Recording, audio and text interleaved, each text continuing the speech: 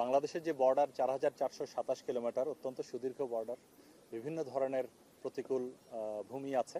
তো সেই তুলনায় আরও বাড়ানো প্রয়োজন, সে বাড়ানোর প্রক্রিয়া কিন্তু চলছে।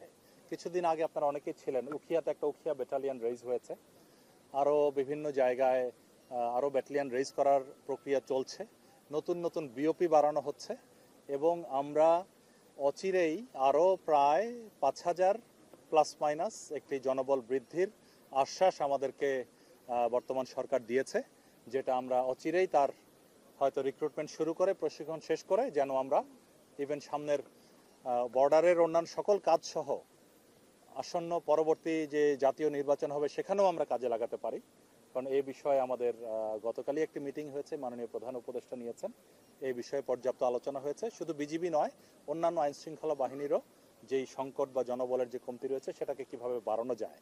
তবে জনবল বৃদ্ধি একটি সময় সাপেক্ষ এবং ব্যয়বহুল ব্যাপার, এটা আপনারা জানেন। সো আমাদের দেশের সমগ্র অর্থ ব্যয় তো একখানে করা যাবে না, বিভিন্ন ক্ষেত্রে করতে হবে। কাজে এটি একটি চলমান প্রক্রিয়া এবং ইনশাল্লাহ আমরা চেষ্টা করবো আরো বাড়াতে ভবিষ্যতে। ধন্যবাদ।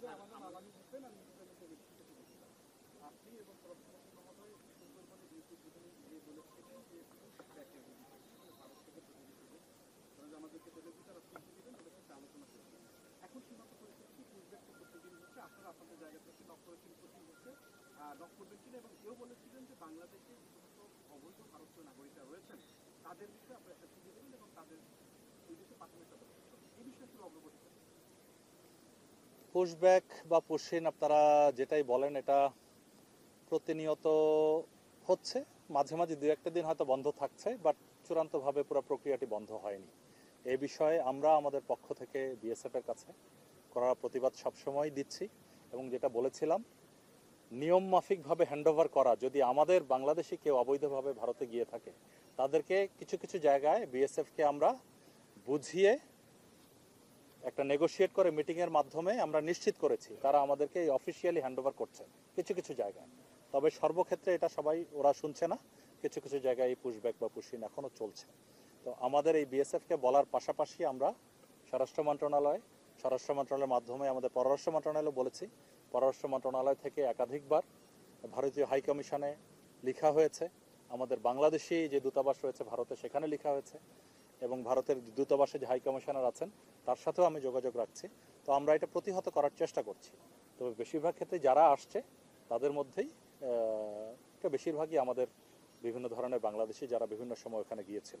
তবে শুধু তাই না, কিছু কিছু ভারতীয় চলে আসছে, ভারতীয়কেও পাঠিয়ে দিচ্ছে, কিছু কিছু রোহিঙ্গাকে পাঠিয়ে দিচ্ছে, যেগুলোর ব্যাপারে আমরা শুধু প্রতিবাদ নয়, এবং আপনারাই বিভিন্ন ক্ষেত্রে অনেক মিডিয়াতে এগুলো পাবলিশ করেছেন, বিভিন্ন আন্তর্জাতিক মিডিয়া পাবলিশ করেছে যে বিষয়টি একটি মানবাধিকার লঙ্ঘনের সামিল হয়ে যাচ্ছে। ধন্যবাদ।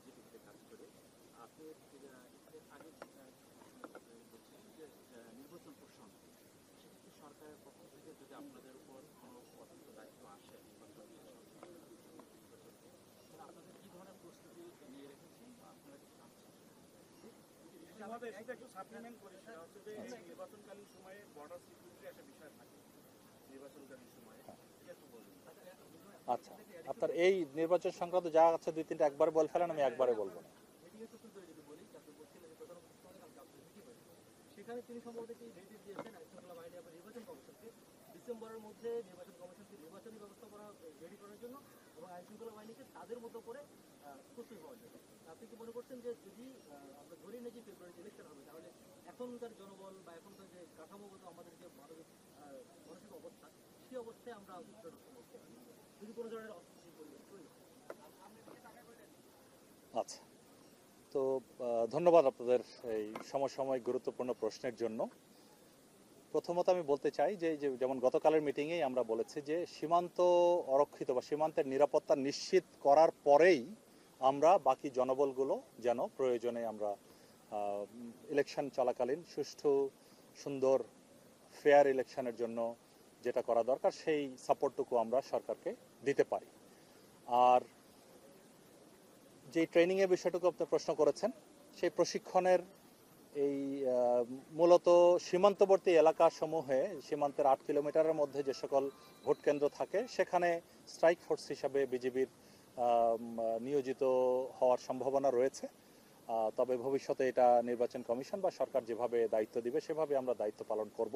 তো এই ব্যাপারে এই ধরনের কোনো নির্বাচন কেন্দ্রে বা ভোট কেন্দ্রে যদি বিশৃঙ্খলা সৃষ্টি হয় কিংবা জনজীবনে নিরাপত্তার হানি ঘটে, সেজন্য শুধুমাত্র বিজিবি তো নয়, বিজিবির পাশাপাশি পুলিশ বাহিনী এবং আনসার, কোস্টগার্ড, সকল স্বরাষ্ট্র মন্ত্রণালয়ের অধীনে যেসব বাহিনী রয়েছে সকলকেই দায়িত্ব দেওয়া হয়েছে এবং এই সকলকে নিয়েই গতকাল এই মিটিংটি ছিল, যেটা মাননীয় প্রধান উপদেষ্টার সভাপতিত্বে স্বরাষ্ট্র উপদেষ্টা মহোদয় সহ এবং স্বরাষ্ট্র মন্ত্রণালয়ের সকল গুরুত্বপূর্ণ ব্যক্তিবর্গ সহ এই মিটিংটি হয়েছে।